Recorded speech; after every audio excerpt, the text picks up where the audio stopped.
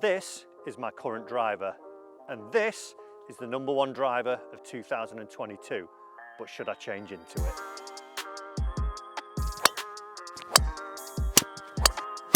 Before we get stuck into the video, guys, remember, if you want me to become your free golf coach and you want tips on stuff like this, technology, hit that little subscribe button down there. Let's get stuck into it. So, the driver of 2022, the Stealth driver, versus my Mizuno ST Z driver. Should I be changing to the driver that everyone is talking about? We're going to find out in today's video.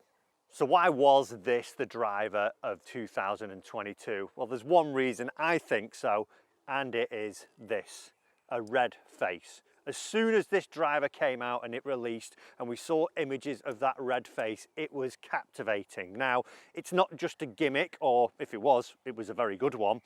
It's a carbon twist face, so a 60 times carbon twist face, which basically means Taylormade have layered 60 layers of carbon together to produce a face that transfers energy into the ball quicker to result in faster ball speeds, which realistically should mean I hit it a little bit longer. Also, we see other features like the carbon crown putting more weight into the sole of the driver to allow to move weight around and produce maximum forgiveness. Also a sliding weight in there, again allowing me to change and alter where I want the weight to be throughout the driver.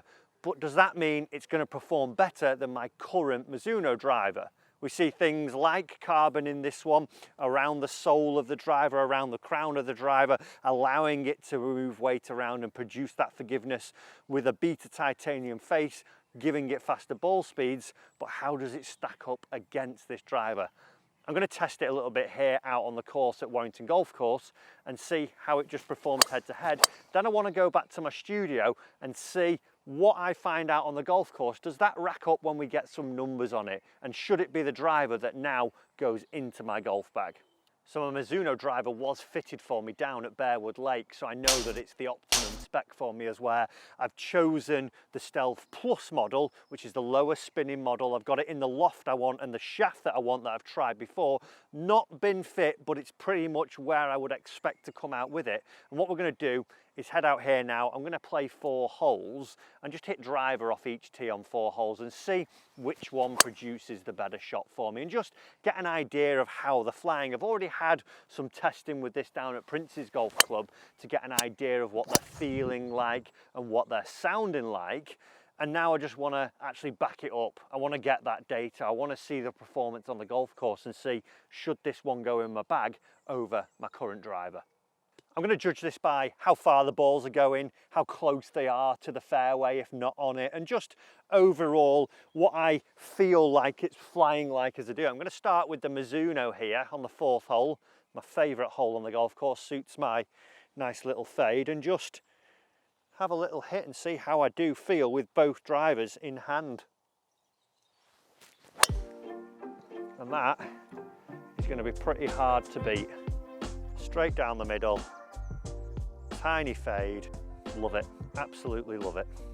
Let's see if the Taylormade can get anywhere near it. What is interesting, when you do actually put this Taylormade in behind the golf ball, I did think when I saw the pictures of the red face that it would actually be so off-putting. When you look down on it now, after actually having a few shots, you don't even notice it really, because it's got the white and the red on it and the black. It becomes pretty much a non-issue. Ooh, that has had a significant amount, a lot more fade on it, and that's going to be in the pond straight away. I know that without even getting down there. So that is 1-0 to my Mizuno. Taylormade first on this one.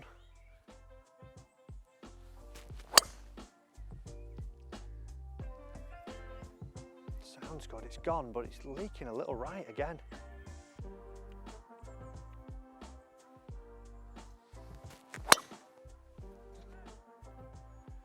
Down the middle again.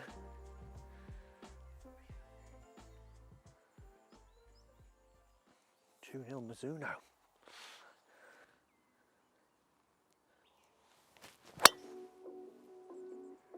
Be the one. just next to the green. Not bad.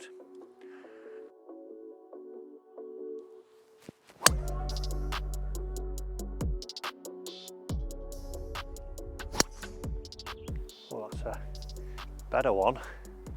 Go on then, get on the green. Well, I've knocked it on the green there to about 20 feet, so that's a win to the Taylormade for show. So this is the Mizuno ball, literally a couple of paces off the bunker and just off the green here. The Stealth has actually got up onto the green.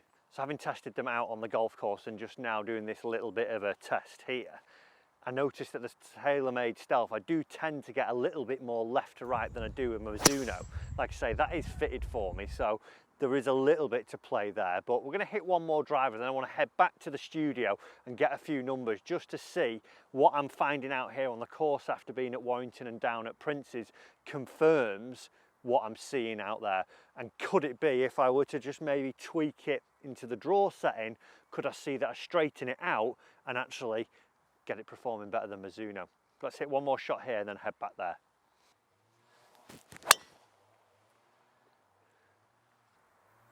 Just a little bit up the right.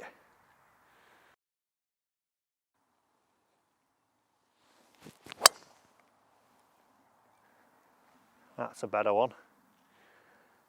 Wow, that's nearly on the green. Oh my God. That was pretty decent. That final shot's really thrown the cat amongst the pigeons. This is my Mizuno driver, one of the longer ones. I've hit up the 8th fairway here.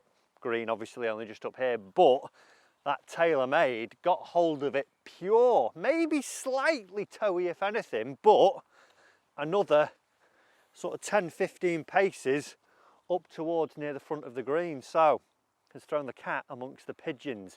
We're going to head back to the studio. I'm going to test each driver now and see what the numbers are saying, and then give my final thoughts on whether I should put this driver in the bag. So back down at the studio now, I'm just going to hit some shots, probably 15-20 drivers with each, just get an idea of what the data's saying compared to what we're seeing out on the golf course. Taylormade's going to go first. Like I say, out there I was seeing it drift a little bit too much to the right. So is it that I'm losing spin? Is it going a little bit too low? We're going to find out, and then I'm going to see if this is going in the bag.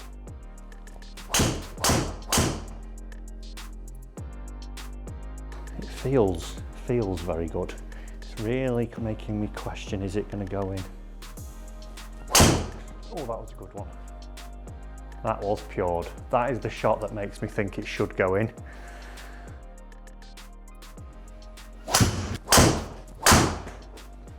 Toey rascal. It's going though. Oh my God. Right, I'm going to try my Mizuno against it, see how it compares. So I'm going to go get some data now with my Mizuno. Obviously been fitted for this one. One thing that I will say, I found that I get the heel a little bit more with the Taylormade, which since being fitted for this one, I don't seem to get as much. So obviously there's that benefit of this.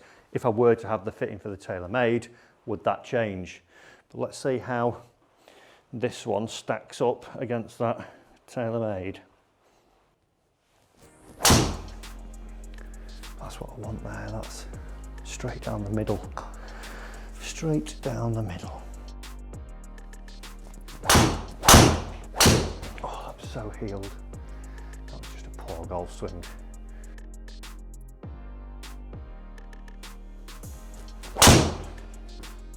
More like it, Matty. Whoa, that's long.